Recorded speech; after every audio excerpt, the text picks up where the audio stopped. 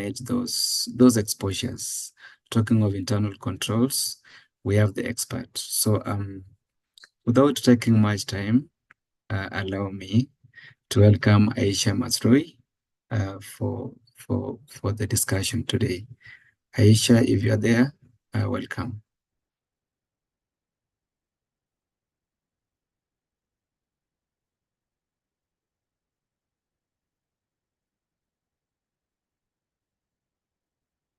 So let me check. Apparently, I saw Aisha in this webinar. Let me check.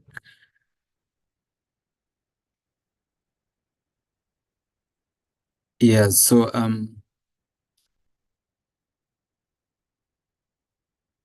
yeah, Aisha Masrui is in this webinar. I can say she should be talking, but I cannot hear Aisha. Maybe Dot, just to confirm, you can hear Aisha?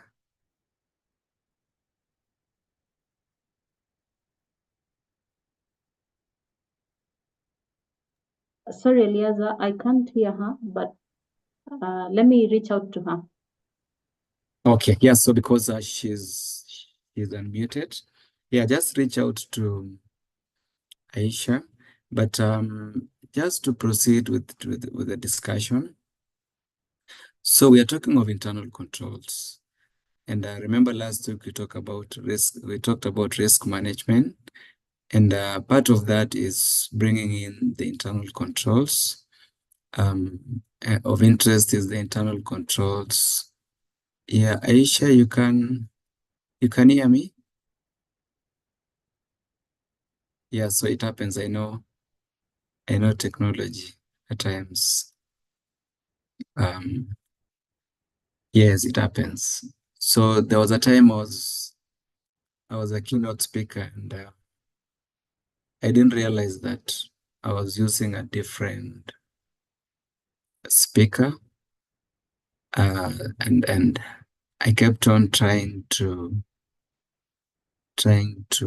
make the presentation until an expert in IT was able to assist me.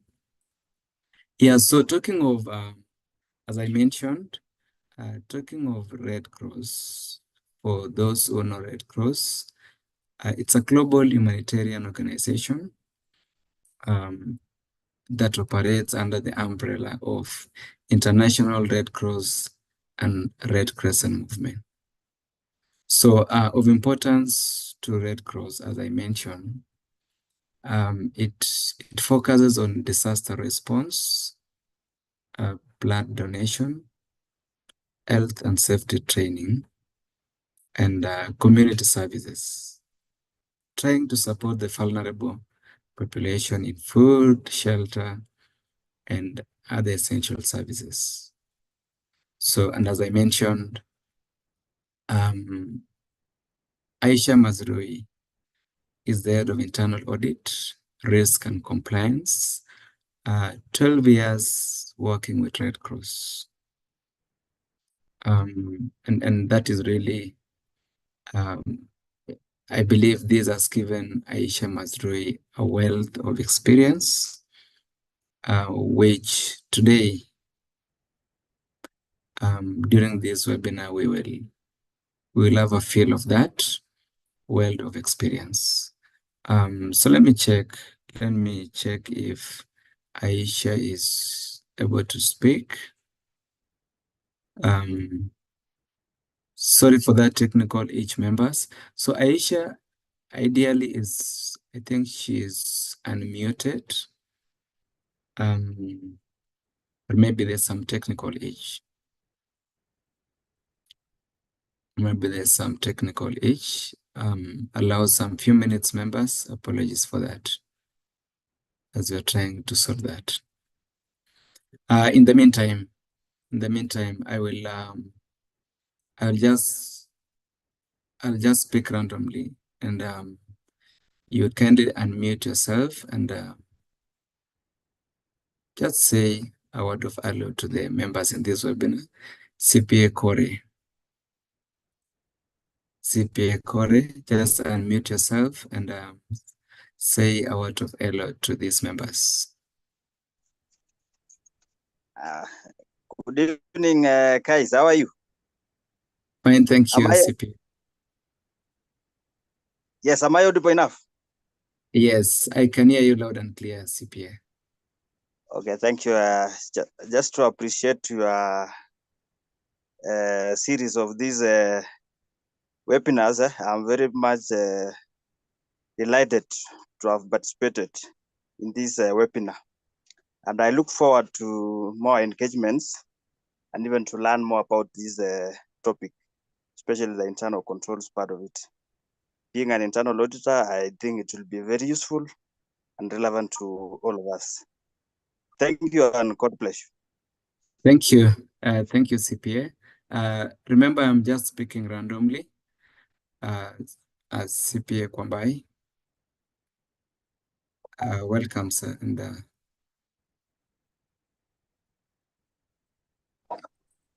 good evening, everyone. Good evening. Yeah, I'm also glad to be part of this meeting. And it's of interest to me because I'm a life member of the Red Cross Club of Kenya, Nakuru branch. And we are looking to learn more in this session. And in Red Cross, we normally say Hinivu. Hinivu are the 7 basic principles of Red Cross. So I'm delighted to be with my colleague here. She's our internal auditor, and we're looking forward to learning from her. Thank you. Welcome, everyone. Thank you. Thank you. Thank you, CPA Kwambai. Remember, I just mentioned that I'm just speaking randomly. And when somebody says that I've worked for 7 years with the Big Four, and we are talking of Deloitte, you know, that is a great exposure to the person working for the Big Four, because you get a chance to audit the listed companies with NSC, and it gives you that corporate world experience. And that's why cutting across the humanitarian sector at the corporate world, we are privileged to have Aisha Mazrui with that wealth of experience. So remember, at Dorte&Associates, we are privileged to bring to you, of course, experts with experience in different fields, cutting across governance, risk management, and compliance. And these webinars are free. We're just sharing knowledge, and this goes a long way, of course, in trying to build the nation. Ultimately, that is our objective, because knowledge is power. Yes, so let me get back and check with Aisha. Elias, kindly confirm you can hear me now. Wow, thank you. I've been talking about you for this long. I can hear you loud and clear. So without taking much time, allow me, it is my humble duty, pleasure to welcome Aisha Mazrui to take us through this webinar. Welcome, Aisha. All right. Thanks, Elias, about that. And sincere apologies, members. Good evening to everybody. I hope I am loud and clear. So I'm actually joining using 2 different gadgets. I don't know what happened to the machine. So I'll just try to project on one and talk from the other. In case there's a problem, please just let me know if you're not able to see the slides.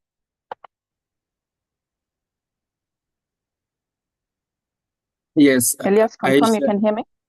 Aisha, I confirm that I can hear you loud and clear, and I can see your slides. Thank you. Okay. Thank you very much for that. So just a second. Okay. So thank you very much, colleagues, professionals, for joining today's session. It gives us great honor to discuss here with you the internal control systems, just to refresh ourselves and learn and relearn. And it's a continuous journey in terms of how do we establish the agility of the control systems that we have, and how do we continuously be on top of the controls, and hence the topic for today. So I'll quickly take you through maybe what do we mean by internal control systems, the control environment, basic components of the internal controls, and maybe the internal control activities, and then we can, in between, we can open it up for question and answer. So this is generally talking about internal controls. Remember, controls are different from organization to organization, depending on the complexities, depending on the size of the organization, depending on the nature of business that they're doing. So it's important for us to not have a plug and play. Controls are not a one size fits all. So let's remember that as we are designing the controls for our various organizations, or recommending certain controls for our organization. So let's start with just the basics in terms of how do we define internal control systems. So basically, so we have a component which is an internal control. Yeah. So an internal control is an aspect of a control system. So in terms of definition, as per the COSO framework, and COSO is one of the international standards that people commonly use to design controls within the organization. So basically, what they define is internal controls is a process effected by an entity's board, senior management, and it's designed to provide assurance regarding the achievement of objectives on the operations, reporting, and compliance. And this cuts across it. It varies depending on the industry in, or the whether you're a for-profit or not for-profit organization, whether you're in the manufacturing industry, whether you're in the public sector, banking, insurance, dependent on which industry you're in, then the nature of controls now would be designed dependent on that. And then an internal control system is basically a combination of policies, procedures, practices also. So you'll find sometimes people have, or organization or individuals have, certain practices that they're doing, and these practices now form part of the basic control systems. So they're implemented to provide reasonable assurance regarding the organization's operations, in that they're conducted in a controlled and ethical manner, right? So ethics is also a very key output of what internal control systems would give. And everyone aspires to have ethical processes. And then in terms of categories of internal control, so we are looking at various categories. So you would have like an entity-wide control, or you can have a process-specific control. So for example, a financial payment process, or a financial reporting process, or a budgeting process, or a procure-to-pay process, or a hiring process. So those are process-related controls, and we'll unpack a bit with the slides in terms of then how do these controls look like in certain processes, particularly when we are looking at segregation of duties. And then there are some that are at transaction level. So for example, if you're approving a certain payment for a certain transaction, or you're approving a payment voucher, then what are the controls that are put in place? Or you're trying to access premises, then what are the some of the access controls or the maker checker rules before you input a transaction, someone else reviews. So those are controls at the transaction level. Then of course you have the soft and the hard controls. Soft controls are more of attitudes, practices, the culture, having a positive culture, minimizing consequences of, maximizing, making sure that the consequences put in place where there's non-compliance to controls. And then, of course, hard controls are those, for example, the physical controls. You cannot access office premises beyond this time, or you have to record certain names and log in when you enter, or log into the computer using your credentials, those kind of controls. And then you have key, secondary, and compensating controls. Yeah. So compensating controls would be those that are not the primary ones, but they would come, secondary after. And there could be some that you would design as a compensating control. So it's sort of it kicks off. So if there's a maybe a system downtime, then a manual process is supposed to kick. So those kind of compensating controls are put in place for certain instances. And then you have preventive and detective controls. It's always good to have preventive, because detective can be at a point where it's a bit too late. And then manual and automated controls. So you'll find organizations that are very digital savvy. So those kind of organizations would have perhaps more of automated controls than manual. However, when there's perhaps some system downtime, there are manual processes that might kick in, and some manual, controls that would be designed around that. And then, of course, some IT controls in terms of perhaps the backup, the cyber security, how protected are we in terms of the systems in place. Other categories of internal control systems are entity-wide. So, for example, governance controls put in place, policies that are there that define the controls, certain controls in terms of how the governance of an organization is done, and then management oversight over controls. And this is where perhaps there's supervision, and then at the transaction level, you'll find authorization, IT application controls, and all these need to be tested. We need to make sure that they're working, and internal auditors would need to come into play to give an assurance over this kind of controls. For IT application controls, you'll find it's very important to have the skill set within internal audit to be able to provide an assurance that the internal controls or the general computer controls are working. And that's where now, if you don't have that kind of expertise, it's always good to either outsource it or place reliance on your external auditors to ask them to do some work on system controls and give you an assurance over that, or maybe hire a short-term resource to come and give you an assurance on the same, so that you make sure that you have the right expertise, because you'll find sometimes within, for example, internal audit, you might not have all the relevant expertise to be able to test all the controls within an organization. So it's important to recognize that first, and then it's important for you to get the relevant expertise around whether it's systems, whether it's pen testing, cybersecurity, whether it's complicated transactions that would need maybe a legal advisory around the same. So it varies. It depends on the complexity of the assurance that you want to provide. And then, of course, we have the soft and hard controls that I talked about earlier.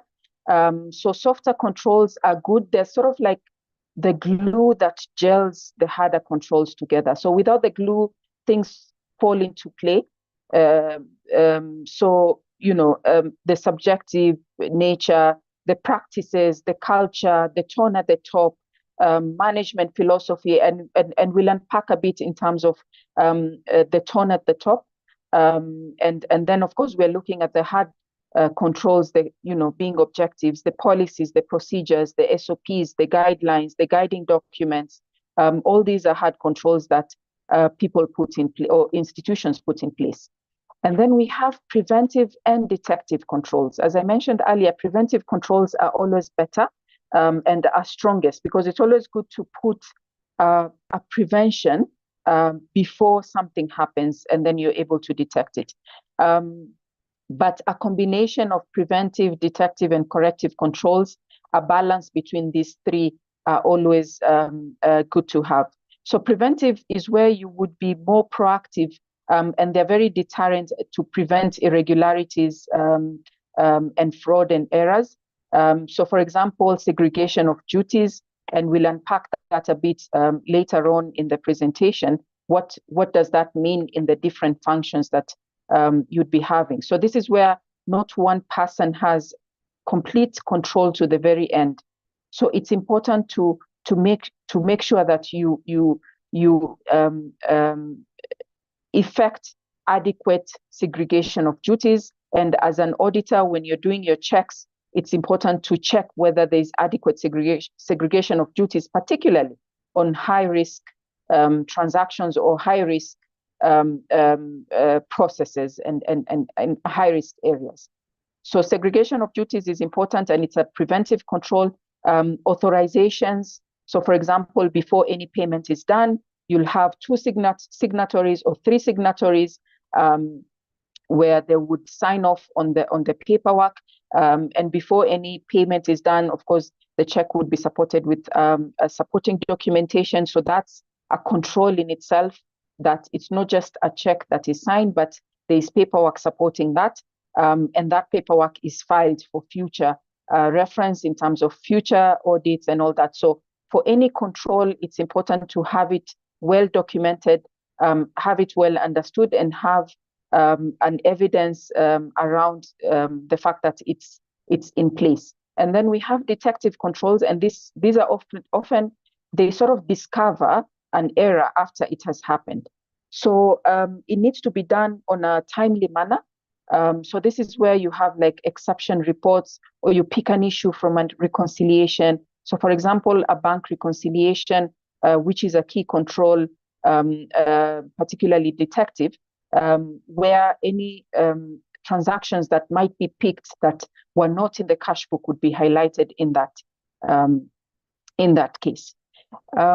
Then you have corrective control. So these are actions taken to correct the issues after they've happened. So if there's a system downtime or certain controls that have lapsed, what kicks in after. Then we have the manual and automated controls, again, dependent on how complex or digital or automated your processes are, then it would determine the balance of what's the balance of the manual or the automated controls. So basically, it prevents and detects deviation from approved procedures. And a manual control is, for example, a manager review of a transaction or a report or an approval of a tender document, in terms of, the manual sign-off. An automated control is where now that whole process is in the system. So, for example, when you're posting transactions to an ERP system, so you'll have someone keying it in and then someone else coming to approve and post it within the system. So not one person has end-to-end. Again, you can have automated controls inbuilt in terms of certain approvals. So if you're doing a request maybe for a mission that you would want to go for, or a certain a request for maybe staff that you would want to recruit for, those kind of approvals that would be within the system. So this is where now, dependent on how automated the processes are, then of course a lot of the automated controls would come in. It's always better to have automated controls because there's no human intervention. The beauty with the automated controls is that they are in place whether you like it or not. It's unless there's a system override, So in terms of giving recommendations, we always advise management to implement as much as possible automated controls, because there's a lot of minimal human error, minimal human interventions, and also the attitude, the overrides, unless someone else can allow that within the system as super user right, then of course you have to go through the control as it is stipulated. And then there's some IT general controls around perhaps access security. So within the server or within an ERP or within the systems that an organization have, you'll need to have users with authorized access. They're created within the system. Everyone has their individual user name, user password. There are no generic accounts. There's no one with super user rights. So all these are IT general controls that are in place. And you'll find external auditors are very keen on this when they come and audit the financial transactions, just to make sure that everything is in place, and they can place reliance on the transactions that they're having.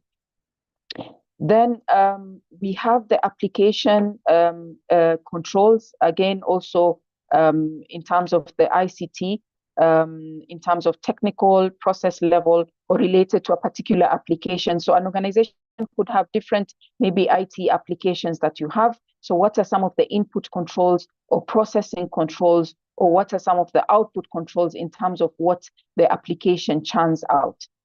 So these are also very critical when you have ICT controls put in place. So for input controls, you'll be looking at the data integrity, or maybe the manual entry, some validation that happens within certain fields. So for example, if I don't know how many digits our PIN numbers would have, and where someone keys in that PIN number to a field, then it wouldn't allow anything different or an excessive number of digits beyond what is there. So input controls, very critical. Processing controls, again, looking at completeness and validity and data processing tasks. And then, of course, also for the output controls, to look at then what comes out of that.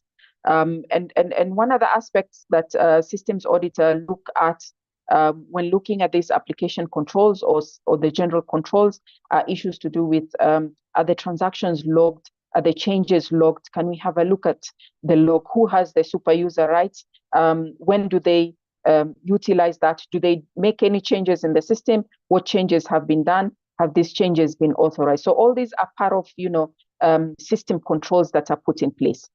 In terms of components of internal control system, so one, you have the control environment. And what do we mean by control environment here? So this is where we talk about the tone at the top. I know auditors, accountants, we like this terminology a lot. This organization has very poor tone at the top.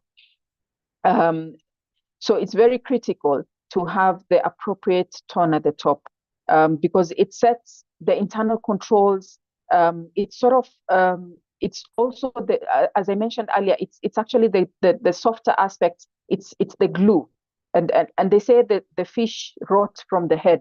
So when you find senior management or at board level, they're not keen to even follow the controls or the procedures set in place. They're the first ones to break policies and procedures, or they're the first ones to not set the integrity, or set a very poor integrity culture, have no accountability. Then, of course, it waters down the effect all the way down. So this needs commitment by the board to establish and maintain a control system, and it needs to be firm that this is what we want in place.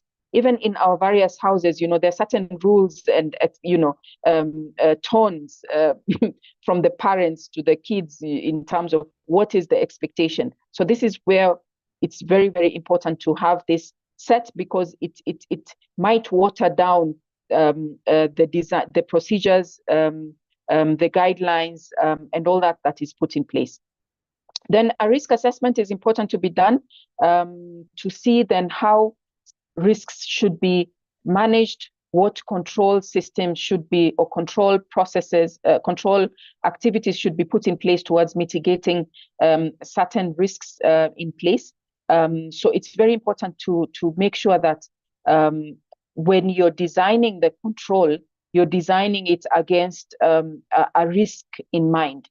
So you'll find sometimes there is quite either a lot of wastage around the controls that we are putting in place. So you're sort of hammering, you're killing a mosquito with a hammer, where you could have used maybe a book or a newspaper to kill that mosquito. So designing controls fit to what the risk exposure is very critical, because even when it's raining outside and you're coming out with an umbrella, you don't come out with a whole tent that covers up your entire neighborhood, because one, it's expensive, two, it's not cost effective or sustainable also in the long run. So you tend to use a lot of resources, yet the risk that you should have managed is not so critical.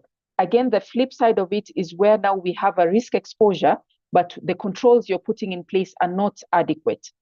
Yeah. So they're very minimal, dependent. So you'll find maybe you allow for huge amounts of cash withdrawals to be paid, and yet it's a high transaction environment, and the risk is quite high to even the individuals doing certain cash payments. So this is critical to look at when you're designing controls. The third element is to look at what the control activities are. So policies and procedures put in place to ensure that instructions of management are carried out. Now, it's one thing to have a policy or a guideline or an SOP. It's another to enforce that. It's another to have a practice that follows that. It's another when people don't know that there are policies and procedures in place. So designing this and making sure that you constantly create awareness around policies and procedures would be very good to building a control system in place that is, almost, it cannot be watertight, but almost getting there. And then information and communication. So just gathering the right information, communicating it to the correct people, making sure people understand the control processes in place. How do you induct new people to make sure that they adhere to what are the practices, what are the procedures, how's your onboarding processes, and then also linked to the control activities in terms of communication. How well are you communicating? What refresher sessions do you have in place in terms of whether people are adhering to these control activities or not? And then lastly, monitoring. It's very important to keep checking whether your control systems are working. So this, again, is usually normally done by internal audit and also external auditors, to the extent of them testing, particularly the financial controls or the controls around preparing financial statements. However, management generally also needs to quickly be checking the internal control systems. Yeah, is there a need to change? Is there a need to improve? Are we having an emerging risk? Is there an exposure area that we need to improve on when checking, when trying to improve on that? Or maybe there's a control that is very well designed in terms of procedure, but hardly anyone is following through on that. Maybe because it's just a bad practice, people don't follow through that. Maybe they're not aware of what is within the procedure, or maybe we are not even taking it seriously, or the consequences around the same. So there are key steps to designing controls. Also, just building up on what we've talked about earlier. So identifying the risks is important, so that then you can have completeness of information and make sure that the risk exposure areas are well catered for in terms of protecting the organization and minimizing. So this is what is called mitigation. What mitigation do you have to the risk? And those mitigation are the control activities that are put in place. Of course, where there's an exposure to risks, you'll find the reputation of the organization will be affected as well. Then it's important to also determine the kind of specific controls that is needed for each of these. So where you're implementing procedures, for example, for either reconciliation or safeguarding assets or monitoring or reviewing processes, what are those processes that are in place? And then how can we put in place the controls to be able to safeguard and minimize certain risk exposures? Then we talked about the policies and procedures. So having clarity of what is expected of staff or expected of process owners, yeah? And this clarity is very important to even pin it down on someone's job description. Because if you're employed to do a particular work, so say you're a warehouse clerk, for example, or a warehouse manager, what is expected of you in charge of warehouse operations? Or you're in charge of procurement, what is expected? Or you're an accounts assistant or a payables officer, what is expected within that role for you to be able to play that critically? And then communicating the policies and procedures, providing regular trainings, refresher support, supporting people to help them understand and comply with the control. So this is very, very important as well. In my line of work, I try to do this quite a bit because it's very helpful to keep communicating what are the results of the audit issues you're finding, what does it mean, what are the root causes, what are we seeing as common lapses within control systems, what do we want to enforce, what changes do we want, because we are also a catalyst of change. So it's important to communicate the policies, procedures, the expectations, provide refresher trainings, so that then you can bring everybody to speed. And then, of course, monitoring and reviewing whether the controls are effective. Have we put too much resources on a certain area or a certain control, or have we put minimal resources such that the exposure is quite so there's some good benefits in terms of internal control systems. So of course they help organizations achieve strategic objectives, even as an individual or as an office or a manager working in a particular area, where you have certain controls that guide you. Those can safeguard you. Those can make sure that you achieve what you would want to do, as opposed to maybe having a breakdown of the controls. How would you be able to deliver? How would you demonstrate the delivery of the same? So it helps also in demonstrating results, making sure that you followed through the process, you've safeguarded the organization, you've safeguarded yourself, there's no exposure. Then having reliable, of course, systems also help us in having reliable financial reporting to both internal and external stakeholders. So where external auditors come into maybe once a year to audit, or maybe twice a year if you have interim audits, one of the key areas they look into are the financial controls and whether they're working, because that is what is pinned on the financial reports that they're placing their opinion on. So when they find certain controls are lapsing, then they would highlight this. And it to some extent, it might not give them comfort over the numbers that they're auditing. So what we used to do, like when I was in external audit, and you're testing certain controls and a certain number, and you find a couple of lapses, weaknesses, some failures in the control. So you expand the sample, you dig deeper, you expand the scope. So it becomes a very lengthy audit process, a strenuous process, and nobody wants to host auditors for very long and being asked hard questions. So when you have adherence to that, your external audit processes also become very efficient. External stakeholders, so these are, for example, maybe donors, I did mention auditors, shareholders. If you're in the profit, your organization is profit making, and you have shareholders. So all those stakeholders, key stakeholders, would have comfort and trust in the investment in that organization that they have a stake in. Even employees have, as stakeholders within an organization, and it gives them comfort in terms of control systems that are put in place to even protect them as employees first and foremost. Efficiency and being effective. This again is very important.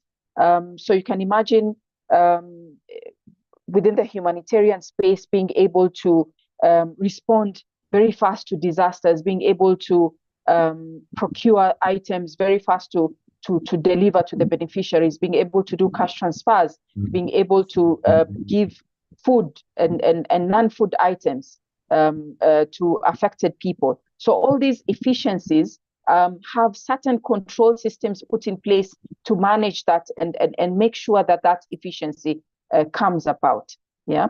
And of course, the effectiveness is making sure that you're delivering, you're sustainable, your organization is meeting its objectives, or within the department, or within the unit, or even as an individual, in terms of what targets you have in the professional setup. So it does help in making sure that effectiveness is critical. Within, again, I'll give allow me to just give examples within the humanitarian space, because that's our bread and butter. Effectiveness in even making sure that you're identifying the correct beneficiaries to assist, and there's no wastage in donor resources, in donations, in resources, in very limited resources. And remember, we are dealing with finite resources. There's no organization that has infinity, resources that are infinite. So with the limited resources and with the controls put in place, it helps you to be efficient and also effective in what you want to deliver. And then, of course, compliance. It helps with compliance. So if you're in the insurance sector or the banking sector or within certain public sector organizations, you'll find there are certain maybe laws, regulations that you're expected to adhere, the prudential guidelines. So controls would also help with that.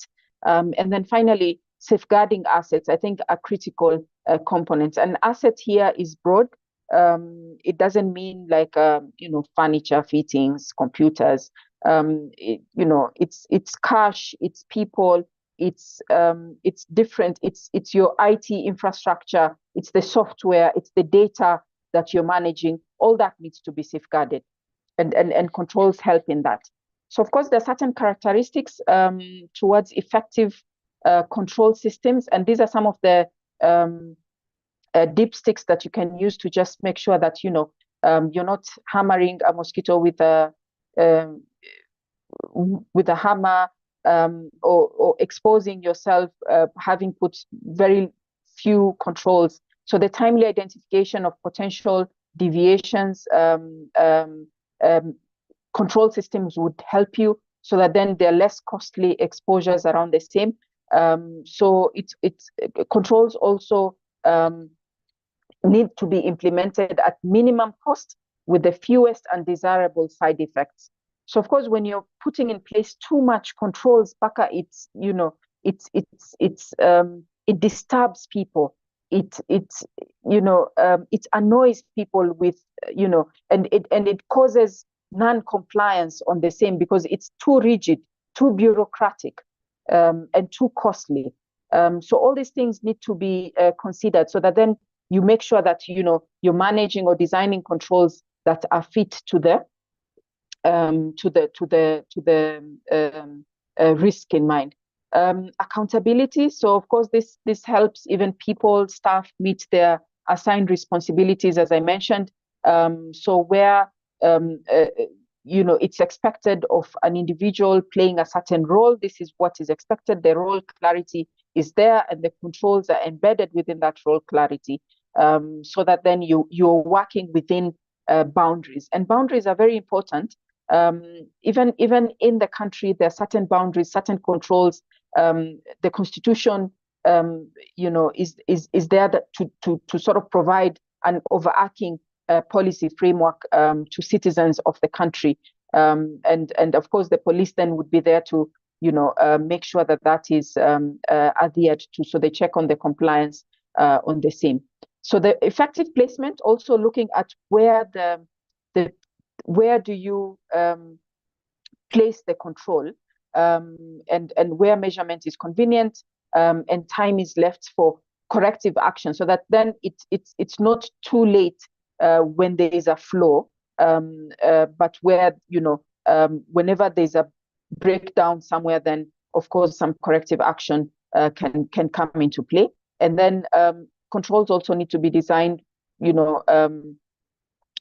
effective internal controls need to mirror the management or organization strategies, the business objectives, what area, what line are you in?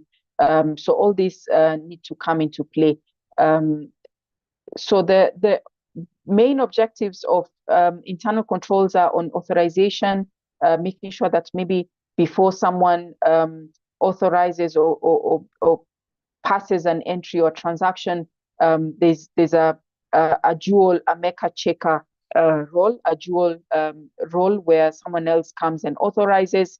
If it is a report, it could be a check payment, it could be a tender report, it could be maybe an activity report, a mission report, anything that would need authorization, and even an audit report goes through, certain quality assurance processes. Completeness, of course, making sure that the records have legitimate transactions and are all there. So anything that has happened is well recorded, well documented, and complete in the sense that, someone can actually tell a story when they pick a particular documentation. So the completeness of in terms of objectives, it gives it's a good objective in achieving the internal controls. And then accuracy, controls also give accuracy in being truthful, consistent, and of course making sure that things are recorded on time. So if you have if we are in 2024 and your finance team is still posting transactions for 2023 or 2022, then of course we have an issue in terms of then we're not recording transactions on time. So the accuracy of our financial numbers, when you put them out from the ERP system, would be in question. So certain controls need to guide us to make sure that, these transactions, as and when they happen, they're recorded, and management invests in that process as well. The validity, again, is important, because then it reflects the real economic events that have happened. Safeguards and security, having, like restricted access to certain critical areas, or having access controls to within the network or within the servers or the ERP system. Error handling. So of course, mistakes, it encourages the fact that mistakes would be fixed and maybe reported to management in a timely manner, and particularly maybe when there's a lapse, or when the control is designed in such a way that it even picks up the errors and highlights them to management because of the way that they are very well designed. So then management has adequate time to fix them and maybe escalate it depending on magnitude and all that. And then segregation of duties, just to make sure that no one has complete control of events end to end. So controls are very, very beneficial, and the investment in controls is worth it. If you're a small organization, you can put controls fit for that level, fit for the system, the people in place, the systems and structures in place, fit for the complexity and the industry that you're in. So controls offer an early warning. As I mentioned, if it's very well designed, then it can be able to sort of pick out either errors, or it can be able to deter fraud. It can pick out fraudulent entries or fraudulent transactions. It helps you in enhancing compliance and reducing regulatory fines, enhancing stakeholder confidence, reducing audit queries. However, controls, as I mentioned, are not watertight. So when you have collusion in people, and collusion maybe between whoever is initiating a transaction and someone else who's approving, and they collude, then they water down the effectiveness of the control in place. So collusion is a cancer for controls. Then we have human error. Then we have over-reliance on trust, which again, a number of organizations, and particularly you'll find maybe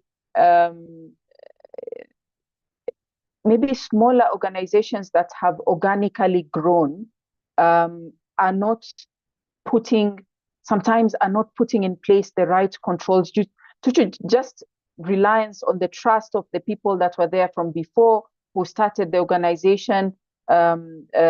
This founder syndrome mentality, just because someone has worked there for many years, then you place them, you trust them over and above the controls that you've designed and put in place. So this trust in people should not be there. So if trust people, yes, but also have your controls that need to operate effectively. Remember, controls are also implemented by people and actions taken.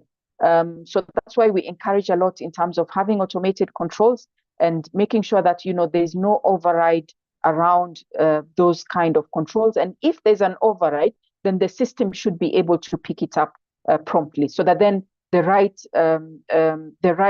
mitigations can be put in place.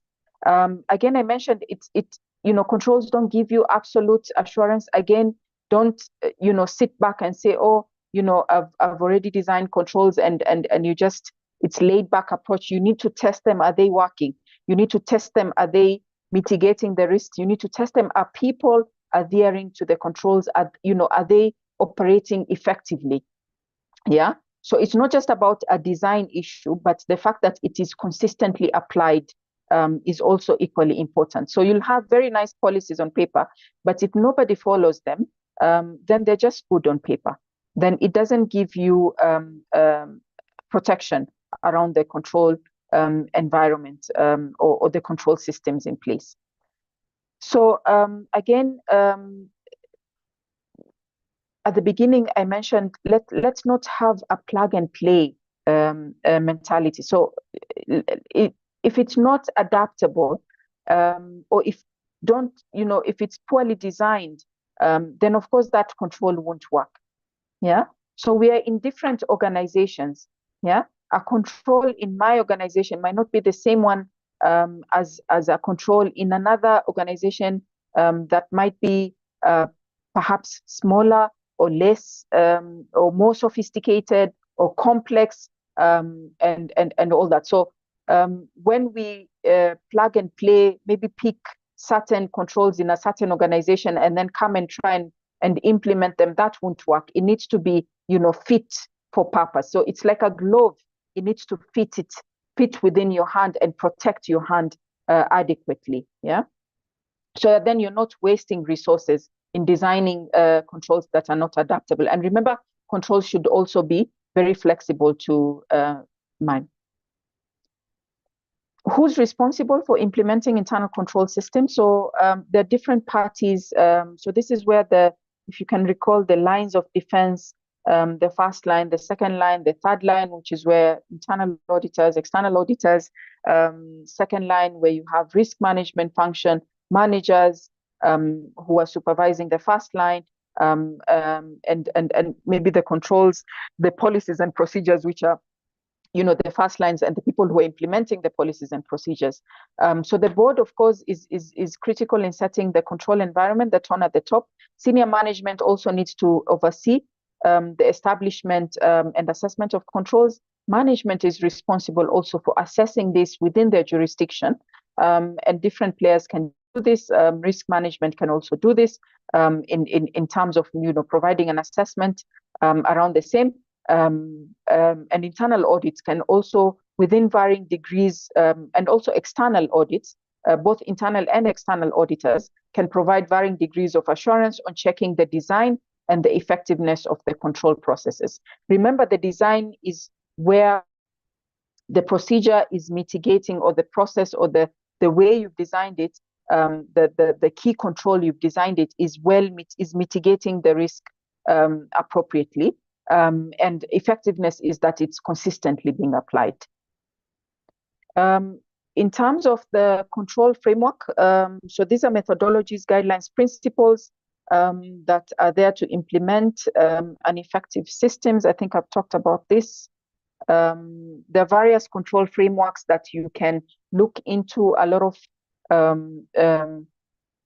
information that can guide on the controls that you want to put in place. So COSO is one of them, and I like referring to COSO because it really breaks it down in a very simplistic manner, the various components, what's the control framework in place. Then, of course, you have COBIT, if you're looking at particularly IT-related risks, ISO 31000, SABOX, and many other control frameworks that might be in place. Control environment. So this is where you have the tone at the top, the structure for the achievement of a system. So it's the glue that binds everything together. So we are talking about the integrity, the ethical values, the culture, the philosophy, the practices, the operating style, the organization structure, the who's responsible to do what within an organization, and does that fit within what is expected for them to do, the policies and practices, the competencies of the people you have in mind.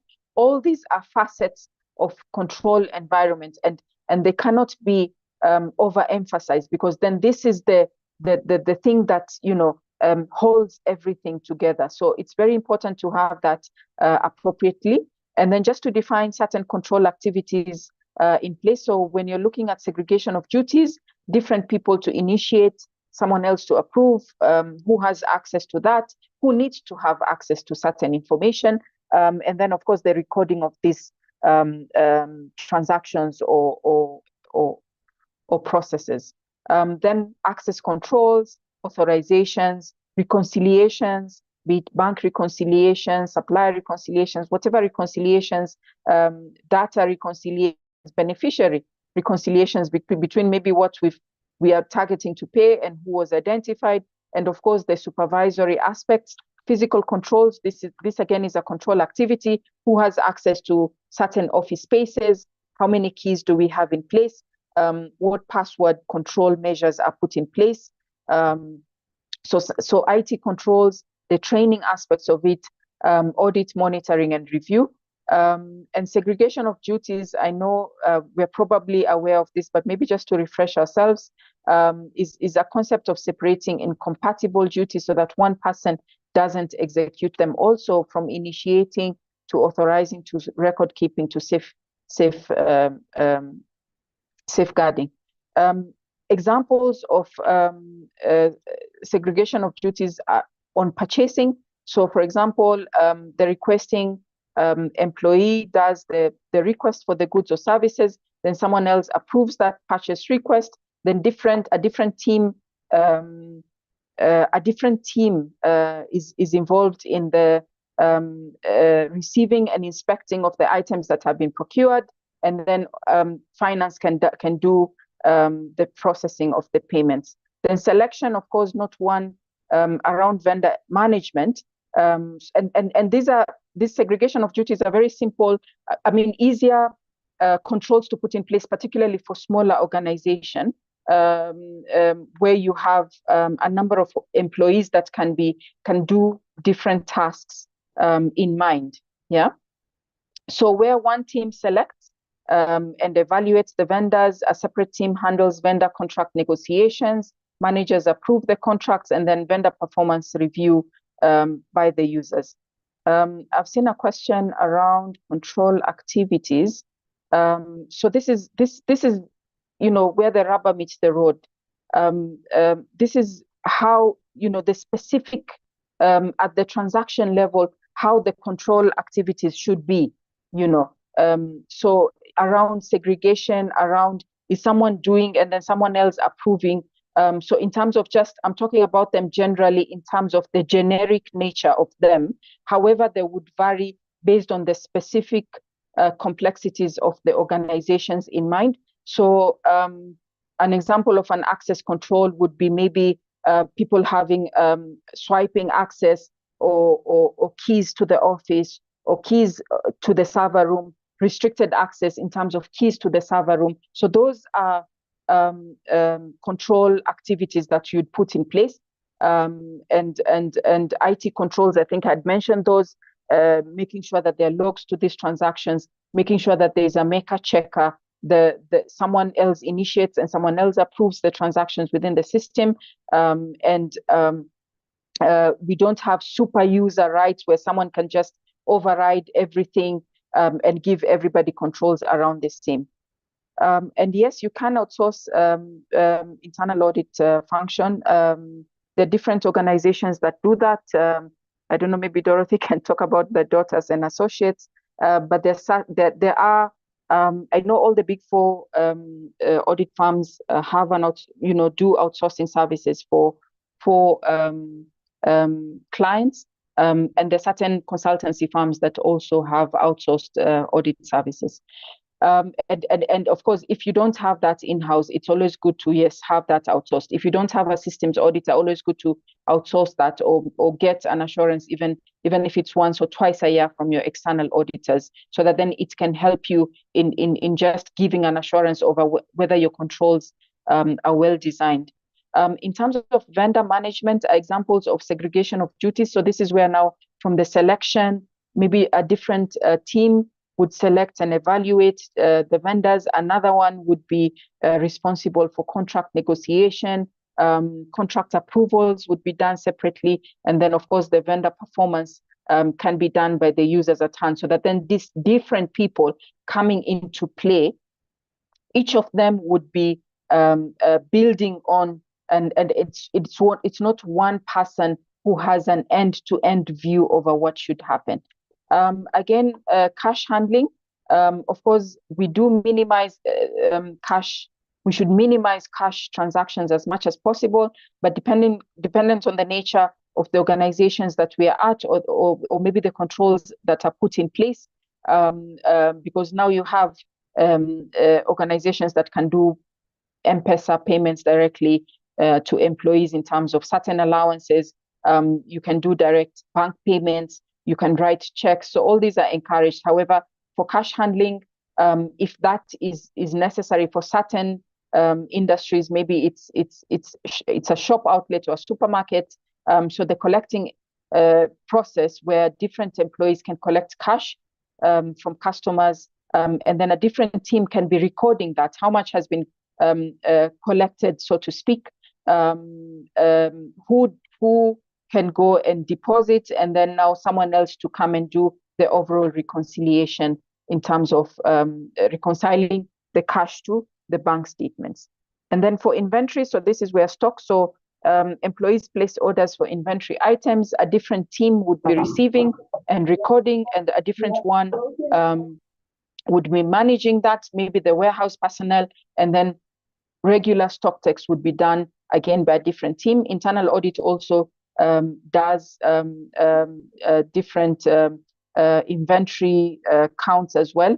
I remember when I was in external audit at the end of every year, we never used to get leave approved around between the 29th to 5th of January, because there'll be very many clients that will be serving with the December year, and that you need to go and verify their end year stock take that they'll be putting in their financial statements. So you would go and climb, the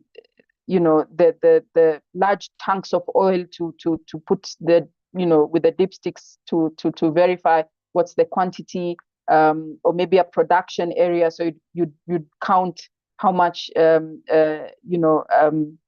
items within the either raw materials or the finished goods items, or even within the humanitarian sector, the regular verification of humanitarian supplies that need to be given out to beneficiaries. So periodic inventory counts being done by a different team is very important, so that not one person is the same one who's ordering and receiving and storing and also counting, because they can easily take advantage of the system. Then you have IT access security control. So I think we had talked about this in terms of user access, who manages the system. So a different system administrator, who does the development and testing and the production and the deployment, which is should be a different team. Sensitive data access, so data entries, employees, different employees would enter sensitive data within the system, and then another team would authorize that, and then different team would review and monitor the usage of that. In terms of payroll processing, employee records, HR would maintain maybe the employee data and changes, timekeeping, the payroll calculation, and different payroll approvals. And these are, dependent on the nature of the entities, the complexities of the processes or the automation of the processes that we have, so that then you can be able to design then, even within the system, can we implement adequate segregation of duties, so that then not one person can, create an employee, create their records, approve them, put them in the payroll, make sure that they've worked for that month, and then process the payroll and make sure that they finally pay. So it's very dangerous, because this is where now you can get ghost employees in place if you don't have adequate segregation around that area. So critical, robust controls are critical for organization success. I think this cannot be overemphasized. However, it's the combination is dependent on the size of the organizations that we are in, the complexities, the operations that we have. A profit organization will have a different set of controls from a humanitarian or not-for-profit organization. Yeah, a production entity, a manufacturing entity would have a different set of controls to those that are trading, for example, or to public sector organizations or service industries, so to speak. So it depends on the operations that are different within organizations, and the financial reporting requirements and the compliance requirements, so to speak. And for listed companies, now also you have the emerging area around ESG, environmental, social, and governance aspects of it. So these are elements that will need to be well reported on. And it's important to have a consistent and disciplined approach to the structure, so that we make sure that up-to-date, timely information is available and on time, across the organization. It's good to leverage on technology, and of course, internal audit. An investment in internal audit is important, and internal audit is there to protect and promote internal controls, so that then we safeguard the organizations. So internal controls, of course, cannot just, the existence of controls will not automatically ensure a successful organization. There are many things that, facets that come into play. You implementing effective controls doesn't mean your organization will be, very successful, sustainable, and all that, but it does help and contribute to that. The reliability of financial reporting, of course, it controls also help around that. The absolute compliance with laws, regulations, and policies and procedures, and that's why it's important to keep checking: are we complying? Are we complying? Are the policies and procedures working? Controls, internal control, are not a serial process, but dynamic and integrated. Different controls work together, and it's a system, so to speak. It's not standalone silos. And you'll find it's quite iterative, particularly for emerging or growing organization, where now you keep on improving, keep designing new areas of controls in that same organic process. But if you're a growing organization and you have the same controls you had for a small, medium-sized organization, then of course you're setting yourself up to fail. It cannot be as one size fits all. I cannot emphasize this enough. You cannot pick a policy here and implement it, or a procedure here and implement it, plug and play. It varies. So you need to do a risk assessment. You need to look at complexities. The same way you'd go to a doctor, and the doctor wouldn't prescribe the same medication or put you on a treatment that is similar to the person who came before, because you have different ailments, you have different symptoms, you're exhibiting different symptoms, you're different people. So again, it works the same in terms of the nature of the organizations that we are at.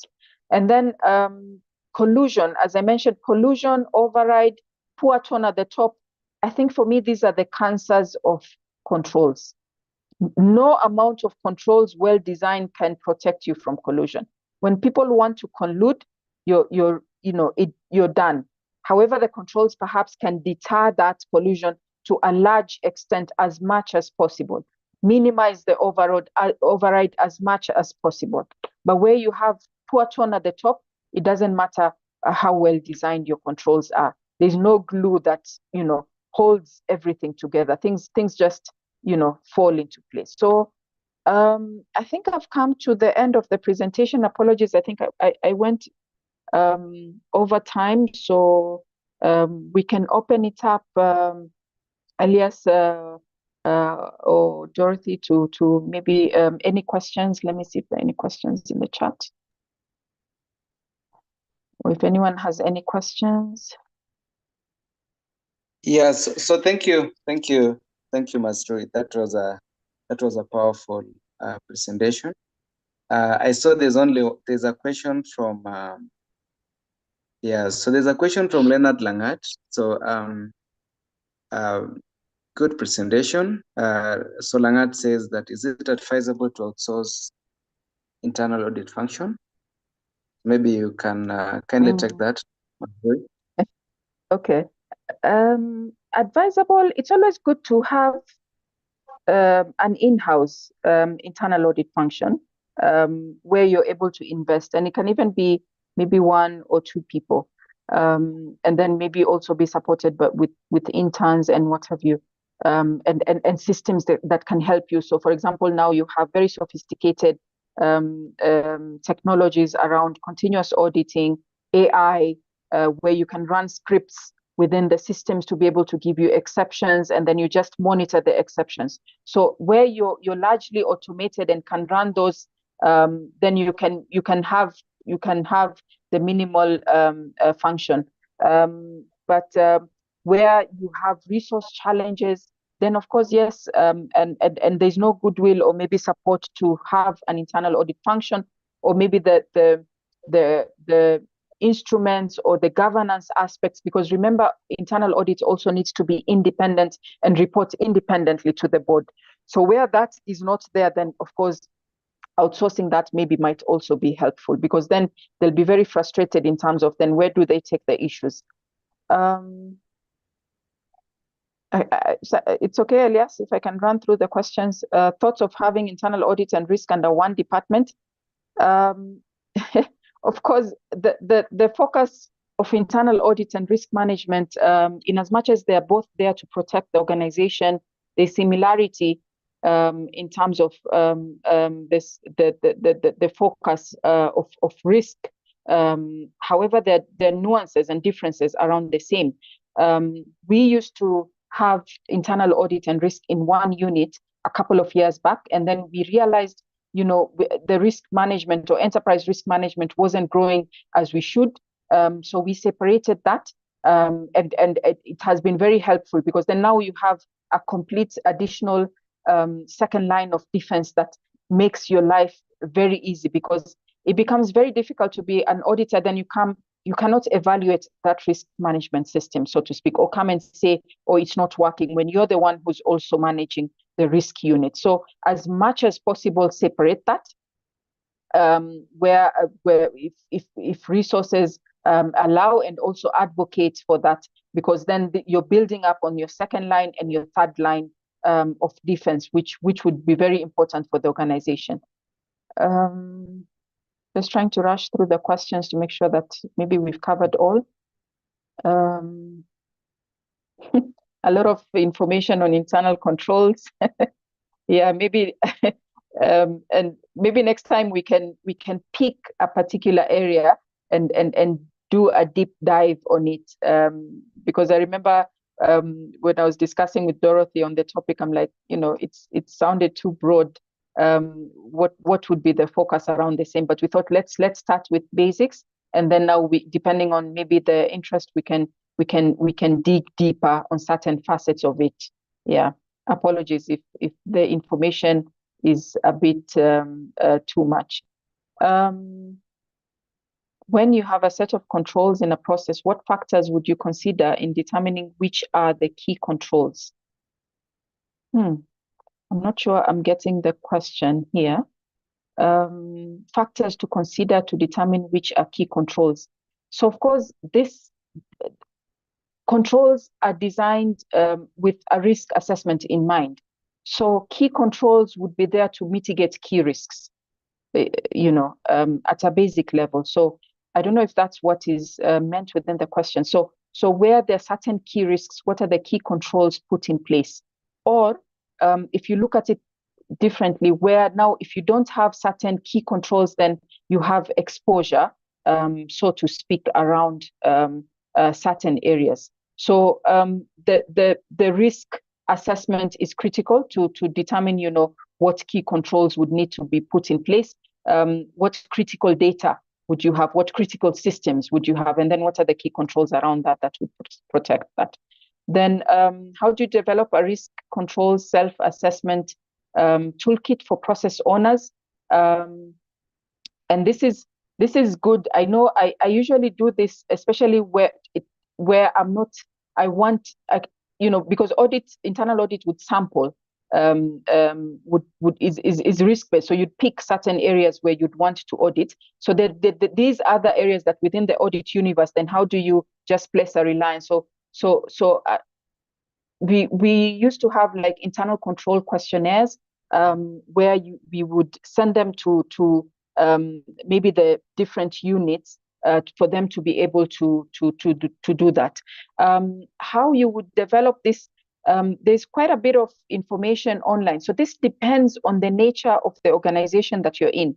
So for us, for example, where we have capacity assessments for the humanitarian sector or humanitarian industry, an organization capacity assessment, that is an appropriate one to use it when you're evaluating, coming up with the self-assessment, so to speak. So you need to look at what are the process controls or the key controls, and then design what are the procedures that should be designed around the same. And then now you can look at come up with key questions that would prompt people around the same. In strengthening the internal control environment, what's the role of controls mapping, and how does one develop this to identify control weaknesses and guide in control testing? Okay. It's a myriad of many things. So it's the policies, procedures, it's the tone at the top. It's basically everything around the control systems. So controls mapping, I'm not sure I'm getting the mapping. Is it mapping the controls to the risks in mind, or what form of mapping within the controls to do that? Because it's important to make sure that whatever you're putting in place is mitigating a certain exposure area or a certain risk. So if you've done your risk assessment very well in certain areas, then you'll put or design controls around that area. And then how would you identify control weaknesses or guide in control testing? So control testing is first and foremost, you start with what's the policy and procedure that is tied to that particular control that you want to test. So that's your start point. So that's your benchmark. So you use that. How should it have been designed and what is happening? Then now you go ahead and you look at then what evidence is there that this control is working, and that is how perhaps you would test it. Is it consistently being done? If it's a bank reconciliation, what does the policy state? Is it done? Is it expected to be done on a monthly or quarterly basis? Is it being done on a monthly or quarterly basis? Is someone else reviewing that? And are people acting on the reconciling items? So maybe that's what I would say, Dominica. And I'm sorry if I didn't get the other part of the question. Elaborate on the roles played by the lines of defense.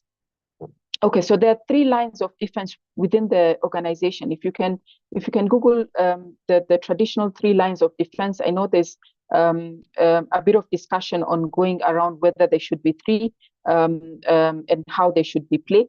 So the first one is where now, as an individual, that is where the policies and procedures, they design what you need to do in terms of your like day-to-day work. And then the second line is where now we're coming to risk management, to make sure that, you know, it's the second line where now like supervising like the first line, making sure that the policies are adequate and are designing that. So that's where like risk management, senior management would come into play. And then the third line is where now you have your assurance providers. So this can be maybe the regulator, it can be your external auditors, it can be your internal auditors. So all these assurance players that are put in place, maybe a donor has sent their own team to verify that. So all these are assurance lines, assurance providers, and it's important to make sure that, you know, all those play their rightful roles in mitigating. Just expand the questions.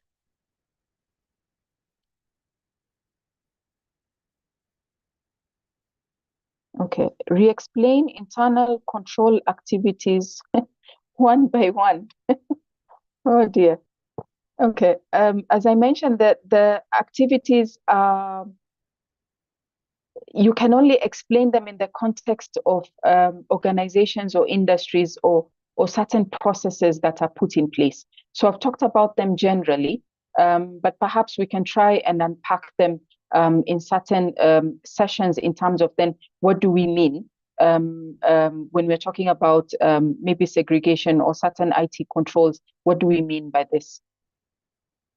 How would you advise on segregation of duties to implement and reinforce internal control with there are very few personnel in the organization? Now, this is a very big challenge. I know in some of even larger organizations with field offices, it's a great challenge to have this, to implement segregation of duties. So of course you need different people playing different roles. So they need to be mapped out. But maybe what can be done is if there are certain tasks that can seamlessly happen by another unit that can support on the same, or having frequent checks on those areas, because you know there's a high exposure due to inadequate segregation of duties. So you need to keep monitoring it on a frequent basis. So the monitoring aspect, the review aspect of that area or that field office or that process might be maybe a backup plan towards reinforcing your internal control. So the frequency of the monitoring, the frequency of the review of the exceptions would be helpful around the same, because things can happen very, very, very fast. Can the internal audit department help in setting up controls, breach of independence? Internal audit can provide certain advisories on how controls should be designed. Yeah. So management can come and ask in terms of then, you know, what do you think around how we need to design? So you can there are certain advisories, but with safeguards, because you don't want to design a process or help in designing a process and then coming back to review that same process. Then it will definitely be a breach of independence. But you can advise it in a manner. So for example, if you're doing an ERP upgrade, certain advisories around is there a project committee that is regularly looking at this kind of controls being put within the systems in place? How well are we managing the risk? So you can look at it broadly, but not be really involved too much in the designing or setting up of the control, but you can advise management in terms of, you're seeing an exposure in a certain area, and there are certain controls that they need to put in place towards mitigating the risks in that particular area. What if you have controls and there's collusion and conflict of interest, like hiring of an employee with a forged CV, which upon discovering then an audit is unleashed upon you? Oh dear, poor auditor. Okay. Collusion, as I mentioned, collusion is really, I would term it the cancer of, control systems. It really waters down the controls you've put in place. Yeah. So it's, as much as possible, it's important to break that, or look at how then can you identify indicators that can tell you that there's collusion in certain areas. How can you pick up indicators that can tell you there's a conflict of interest here? So, for example, if there's a panel that is sitting in an interview and one person is being fronted, the one candidate is being fronted, and it's very clear that they're not meeting the competencies, and it's very clear that then they're not even performing within the interview, then that's a red flag. Then that needs to be picked up earlier. So as an auditor, then you evaluate how was you provide an assurance on how was the recruitment process of that, and then how do you and then you take it forward in terms of if you put your recommendations, or you look at the controls that would have minimized this from the first instance, so to speak. So the recruitment process, is it well documented? Are the competencies established? Is there evidence of interviews, so to speak? Under the soft aspect, you mentioned tone at the top, yet in reality, the tone changes with changes in top management. Very true. The tone does change with top management. Whenever there's a change, different management comes with their own cultural styles and techniques and what have you. So having a consistent positive tone may be a challenge, however, a strong control. Comment on it. Yes, definitely a challenge when there are any changes in top management. However, the culture, practices within the organization of the remaining people in place would also be important towards influencing the top management or the new members within top management. So if it's a good culture, some good practices that are already in place, then it becomes very difficult for someone coming in with complete changes in terms of the top management and watering down the whole aspects of making the tone at the top very poor. So if someone comes into a system that seems to be working, it is churning out irregularities, there are consequences of those irregularities, then they would not be able to thrive in having a very poor tone at the top. So I would urge, in terms of the other facets, to make sure that we put in place the practices that everybody does on a day-to-day, those are adhered to. But definitely agree, if people change at top management,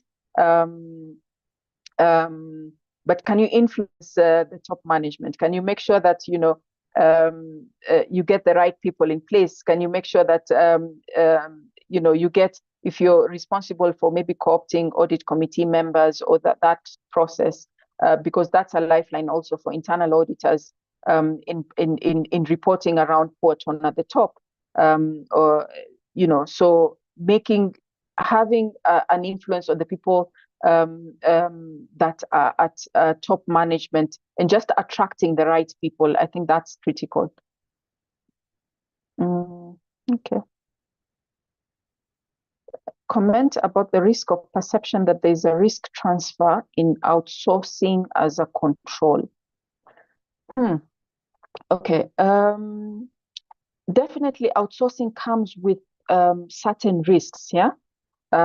So, okay, first of all, it depends on what you're outsourcing. So it could be outsourcing a vendor, a process, you could be outsourcing people aspects. There are companies that don't have their own staffing, but they outsource it from entities. So there are different areas where you could outsource. You can even outsource internal audit or even a whole finance function or a HR function. You can outsource that. The risk transfer, how you would mitigate. So there are certain risks, of course, inherently with outsourcing, because then you get how do you enforce the values of the organization? How do you enforce the integrity statements within the organization? So outsourcing is good, yes, but you need to put certain safeguards around the same. One way to mitigate it is to make sure that that the contractual elements are well covered in terms of what is expected from the outsourcing certain functions. How do you mitigate the risk? How do you control the services or the items or whatever it is that you've outsourced? How do you control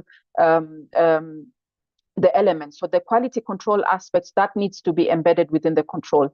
The exit strategies, the termination, the consequences, that needs to be very elaborate, I think, at contracting. And then again, looking for the right partner, so that then you're not outsourcing to any Tom, Dick, or Harry. So you need to do a due diligence before you outsource to entities out there. So I think, yes, there are risks around outsourcing. It's not a perception. Actually, there are risks with outsourcing or transferring that risks to outsourcing.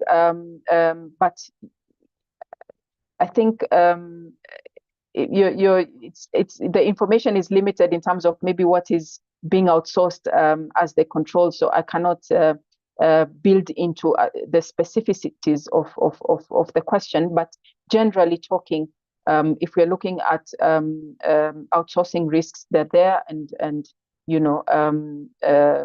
need to mitigate that as much as possible. Then I forgot to mention, in terms of tone at the top, again, the values, the practice, the values of the organization. These are the softer aspects. So it doesn't matter who comes in, but for as long as the values within the organization are embedded, are espoused, people understand them, people live them, we breathe them, we have an integrity culture. The culture is unspoken. So whoever comes in, you toe the line. You have to, that's the direction that people are going. So these things are very important to have into place, and they would be helpful towards minimizing any infiltration of poor tone at the top. But it's quite a big challenge when you have poor tone at the top. I think I've covered the questions. I apologize for rushing through. I know we are slightly above time. Elias, I don't know if there's anything that I might have missed out that I need to talk. So thank you, Ms. Rui. That was really insightful. I know we've been here for 1 hour 40 minutes, but I can tell you this, it feels as though only 20 minutes have passed. That tells you that the presentation was great. Of course, the answers were sufficient to the questions. We really appreciate that. Thank you, Ms. Rui. Without taking much time, allow me to welcome our managing partner for the closing remarks. Welcome, Dorte. Elias, thank you, and thank you so much, Aisha, for taking time to digest such a huge and heavy topic in 1.5 hours. So we appreciate, and there's a lot of good feedback on the chat about how you've done it. So, and the biggest feedback I'm getting is that now we need to go down to specific and pick one area and sort of help people to understand what that is, and perhaps go all the way to a workshop on how you can actually set that up for yourself. So, and thank you we allowed a bit of extra time so that we could answer all the questions, because I think they really benefited from your knowledge and experience, Aisha. And just to add on the part of outsourcing internal audit, it is okay to outsource internal audit so long as you've assessed the need for you to do that, and it is within your cost, or it works for you, because some people may find that hiring a whole internal audit department can be expensive, while outsourcing it within a controlled framework can work for you, and that's part of what we do.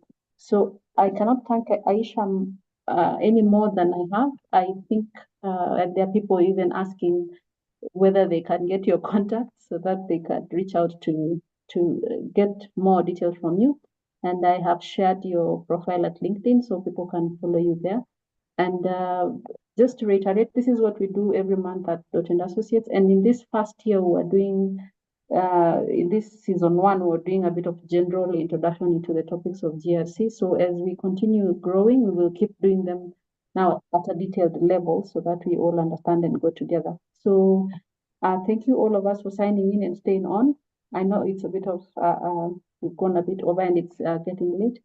But I just want to remind people in Mombasa that tomorrow we are having our coffee date. We had one in Nairobi. It was very well received and there was a lot of good feedback as well. And these are the spaces we are creating continuously for professionals to start to engage off the normal formal setup so that we're able to discuss issues to do with profession, with growth. And we like that these spaces are happening and it is happening at a cost that is affordable to all of us. Thank you for showing up.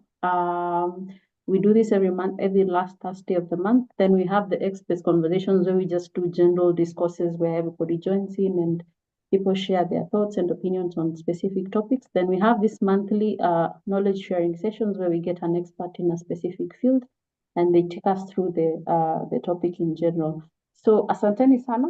Welcome to our coffee date tomorrow at 5 p.m. in Mombasa. Seen the flyers going around. As I wrap up, I just want to give Aisha 1 second to give her parting shot, and then it will be a good night from all of us. Thank you. Okay. Thanks, Dorothy, for that.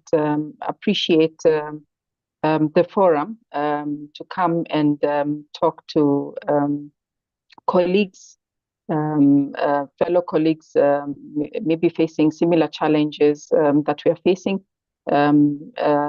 Let's be champions out there. Let's instill the right cultures within our organizations. Let us be catalysts of change. I think that would be my parting shot. Thank you. Thank you, Aisha. Indeed, especially as internal auditors, as people who are charged with oversighting and giving assurance on governance, we need to be proactive. And from the knowledge that we get, we can get even more proactive and place our hearts in the right place, place our knowledge in the right place, be found at the right place at the right time so that we help our country grow. So to everyone, good night. See you in our next session. And for those in Mombasa, see you tomorrow. Have a good night. And thank you. Lord,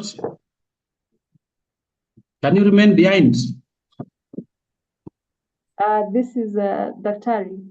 Yes, this Kasole. Oh, yeah, sure. Shall I remain behind or shall you remain behind? We remain behind, the two of us. All right. Okay. Everyone, you can unmute and say goodbye. And for guys joining in from all over, I know there are people from East Africa. Thank you for joining. You can just unmute and say something as we say good night to each other. Thank you. Good night. Thank you and good night. Good night, everybody.